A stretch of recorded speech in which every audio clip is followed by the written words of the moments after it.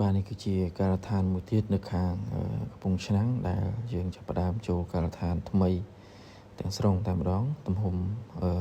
516 3ជាន់បាទដូច្នេះហើយការងារចេះតែមានបន្តបន្ទាប់ដោយសារអតិថិជនគាត់ទុកចិត្តគាត់ចំណាយលុយគាត់ចង់បានភាពជោគជ័យ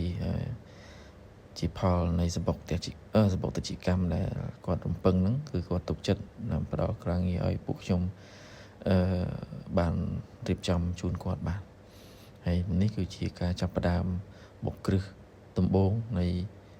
ផ្ទះជាកម្មទំហំ516 3ជាន់បាទហើយក៏អរគុណផងដែរបងប្អូនដែលតែងតែជួយ Subscribe Channel របស់ខ្ញុំហើយតាមដានវីដេអូរបស់ខ្ញុំរហូតមកហើយខ្ញុំនឹងបន្តចែកម្លែកបងប្អូនបន្តបន្ថែមទៀតតែវាទៅតាមពេលវេលានិងចំណេះដឹងថ្មីៗដែលខ្ញុំបានស្រាវជ្រាវមកខ្ញុំនឹងបន្តចែកដល់បងប្អូនបន្ថែមទៀតបាទហើយបងប្អូនអាចអូសទៅមើលនៅក្នុង TikTok ហើយនិង Facebook បានខ្ញុំមានវីដេអូខ្លីៗនៅក្នុងច្រើននៅ YouTube នេះដោយសារយើងអត់បានមានពេលកាត់ដាក់ច្រើនប្រហែលទេបើសិនបងប្អូនចង់តាមដានបងប្អូនអាចទៅមើល YouTube ឬក៏ TikTok អានឹងភាគច្រើនខ្ញុំបានផុសជាប្រចាំបាទប៉ុន្តែមិនធ្វើទេអរគុណបងប្អូនម្ដងទៀតដែលតែងតែគាំទ្រខ្ញុំហើយ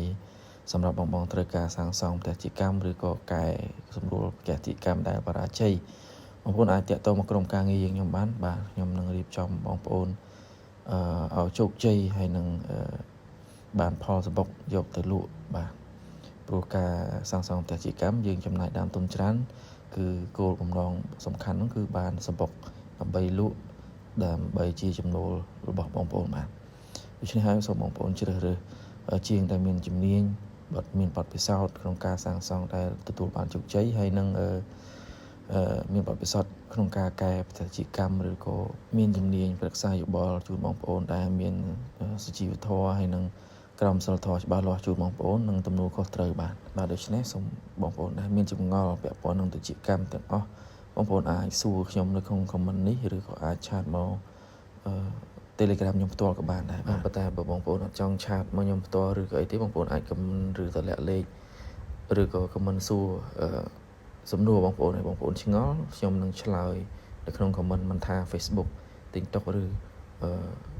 YouTube នេះទេបាទព្រោះថាបងប្អូនមានចម្ងល់ត្រូវតែសួរហើយរាល់សំណួរដែលពាក់ព័ន្ធនឹងជាកម្មខ្ញុំធានាថានឹងឆ្លើយជូនបងប្អូនដោយមានហេតុផលហើយនឹងបច្ចេកទេសច្បាស់លាស់ជូនបងប្អូនបាទ